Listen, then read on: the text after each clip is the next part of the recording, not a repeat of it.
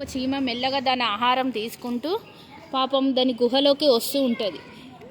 అట్లానే ఒకరోజు ఒక గ్రాస్ హోపర్ చూసి దాన్ని ఎక్కిరించినట్టు నవ్వుతూ ఉంటుంది. పాపం అప్పుడు చీమ కింద పడిపోయి, నాకు కొంచెం హెల్ప్ చేయవా గ్రాస్ హోపర్ ప్లీజ్, నాకు ఆహారము నాదంతా కింద పడిపోతున్నది అని అంటే, ఆహాహా నేను హెల్ప్ చేయ నీకు, నాకేం అవసరం నీతోని, నాకేమీ అవసరం పడదు అని గ్రాస్ హోపర్ అంటుంది. అప్పుడు చీమ దాని ఆహారం కోసము ఆహారం పట్టుకొని దాని కాళ్ళ మీద అది మెల్లగా నిల్చొని దాని గుహలోకి ఆహారం తీసుకుంటూ వెళ్ళిపోతూ ఉంటుంది. అలా వెళ్ళిపోయినాక ఒక్కొక్క చీమ అట్లా ఒక్కొక్క ఆహారము తీసుకుంటూ దాని ఆహారము స్వీకరించుకుంటూ వెళ్ళిపోతూ ఉంటుంది. వెళ్ళిపోయినాక ఒకరోజు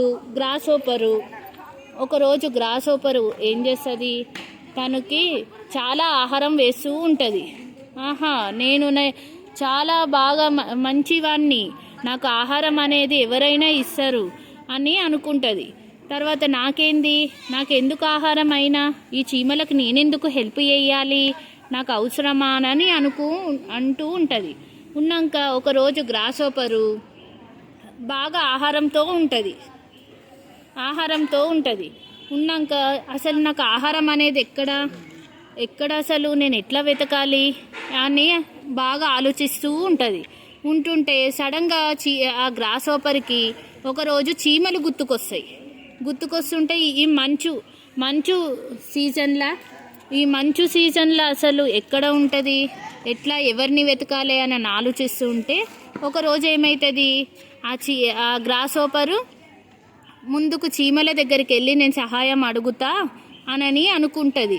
కానీ మళ్ళీ ఏమనుకుంటుంది, నేను ఒకవేళ గనక చీమల దగ్గరికి వెళ్తే నాకు అసలు సహాయం చేస్తారా అని ఆలోచిస్తూ ఉంటుంది. అట్లనే మెల్లమెల్లగా చీమల దగ్గరికి వెళ్తూ ఉంటుంది.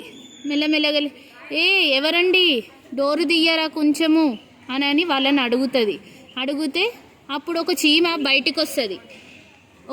బయటికి వచ్చి ఏం కావాలి మిత్రమా నీకు అని అంటది. అంటే నాకు కొంచెం ఆహారము ఇస్తావా అంటే, అవునా అని ఆగు చెప్తా అని అంటది.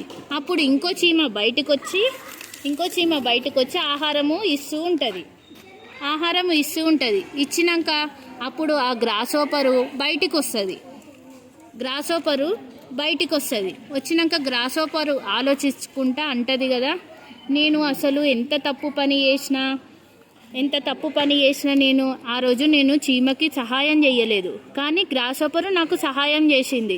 అంటే నేను దీన్ని బట్టి ఏం నేర్చుకుంటున్నా, నేను ఒకళ్ళకి సహాయం ఎప్పుడు చేసుకుంటూ ఉండాలి, మంచి విషయాలు నేర్చుకోవాలి.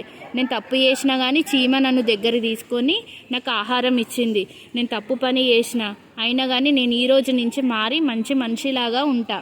Thank you.